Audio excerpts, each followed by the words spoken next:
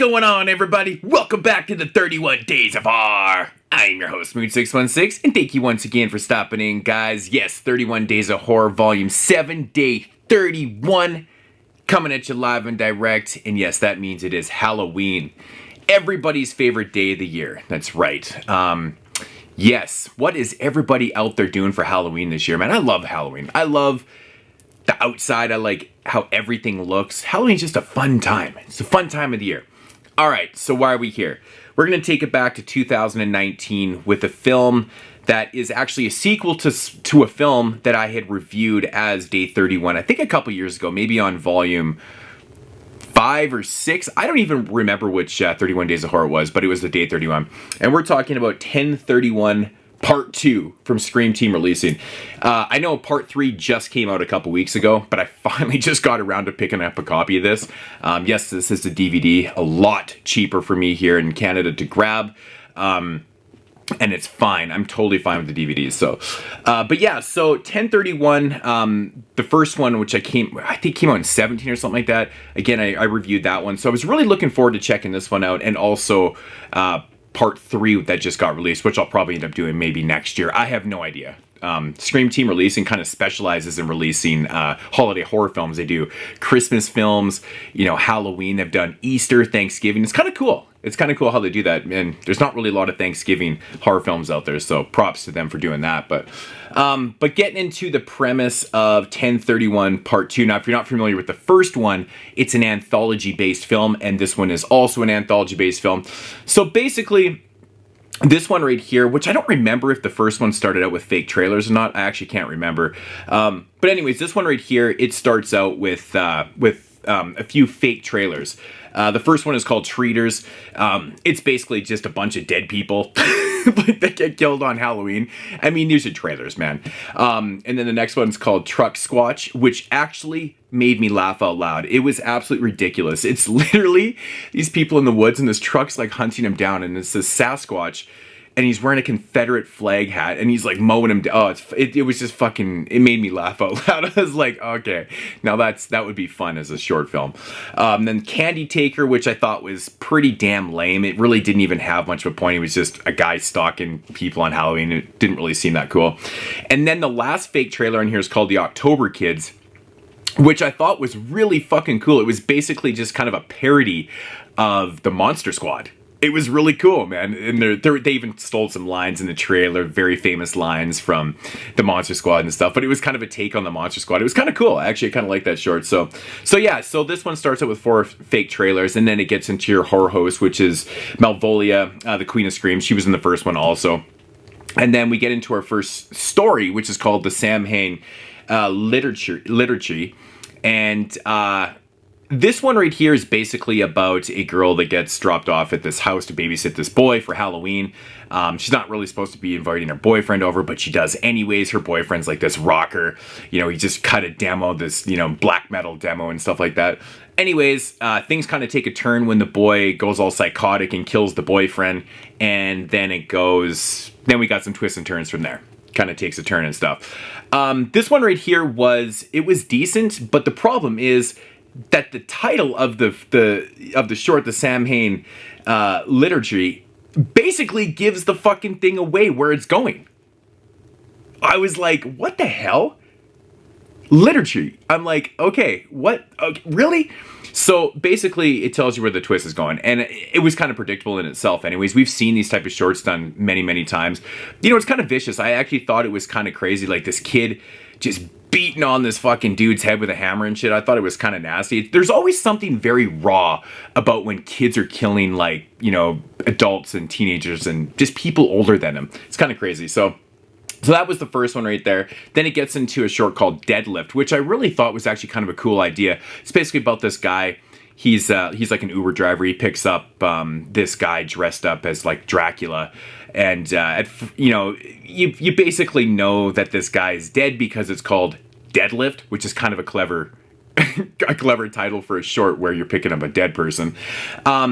And, it kind of transpires from there and stuff. And I don't really want to give much away because these are really short. But, it's got a really cool premise. I really like the way it was shot. I like the dialogue that was involved in this one. And how it kind of gets into this whole kind of netherworld and all this kind of like telepathy and shit like that. But it just didn't really, like where it ends up, it didn't really deliver in the end.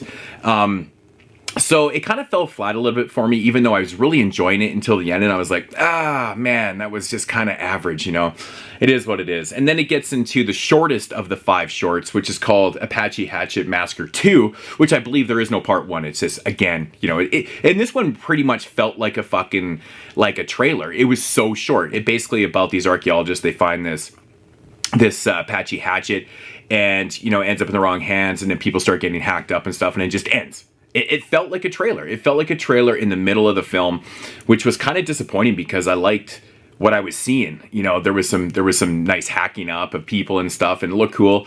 But it just ends, and it just felt like total filler. I was like, damn, that could have been one of the fake trailers in the beginning, basically.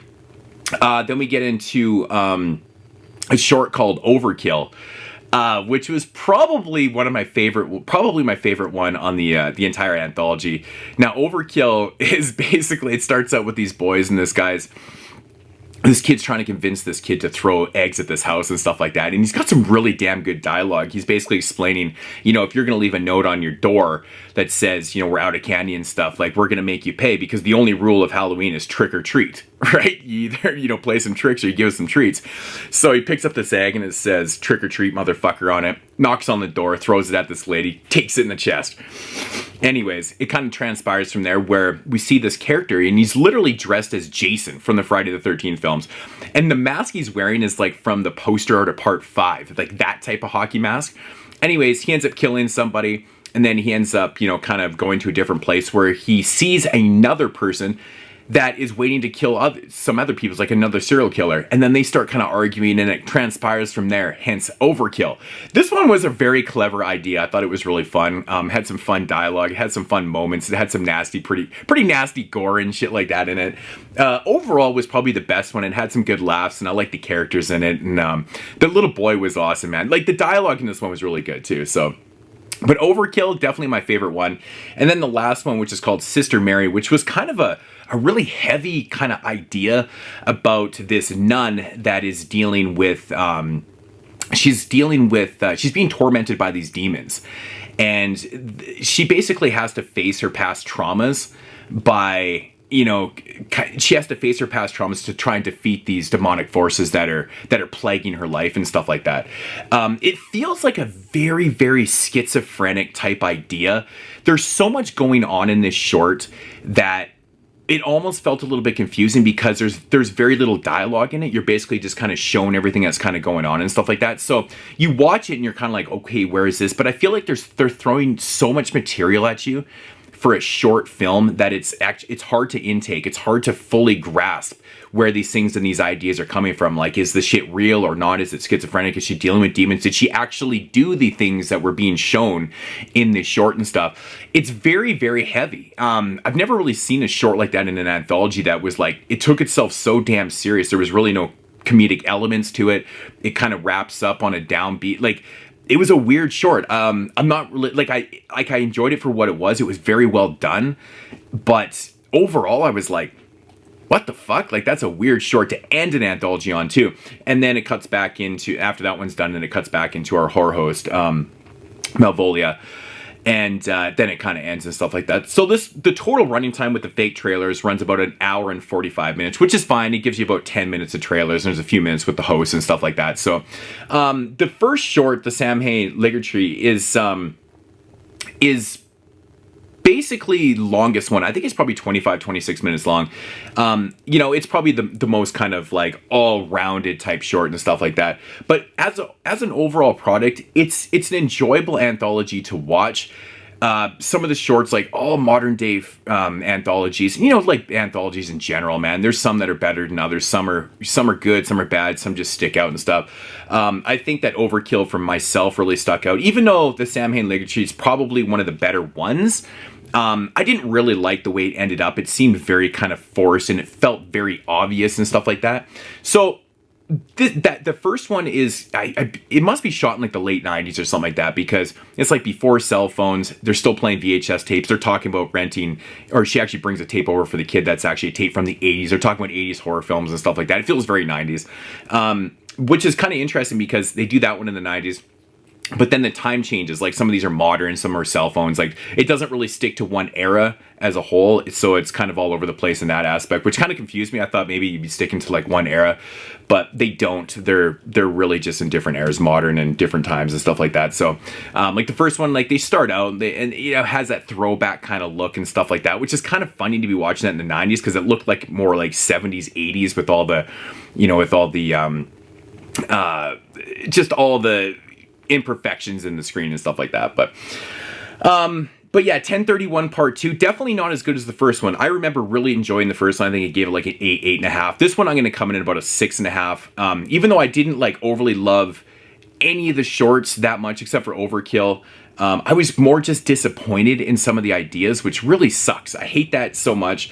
I did like some of the music in this was pretty good. You know, it's very typical kind of synth and kind of D minor shit. But yeah, like you know, it was okay. It's definitely okay. Let me know your guys' thoughts on this one. Compare this one to the first one. If anyone's seen the third one, let me know if you guys, you know, like that one too and stuff like that. I'm a big fan of anthology, so I'm always going to check these things out and stuff like that. I do recommend this one more over Spine Chiller, another anthology I reviewed from Scream Team releasing earlier in the 31 Days of Horror. Hopefully part 3 is better than this one. But, you know, for a watch, though, it really wasn't that bad. Some people might like this a lot more than I did. It's not bad by any means. It just wasn't that overwhelming, you know. So, but yeah, 1031 part 2. And that is going to conclude the 31 Days of Horror Volume 7. Of course, I'll be most likely back next year doing it again. And I hope you guys enjoyed this 31 days. Let me know down below what you guys are doing for the holiday. Or it's not really a holiday. We always say holiday. Halloween is not a holiday. So, but it is what it is. Yeah. So anyways, I'll check you guys later. And as usual, deuces.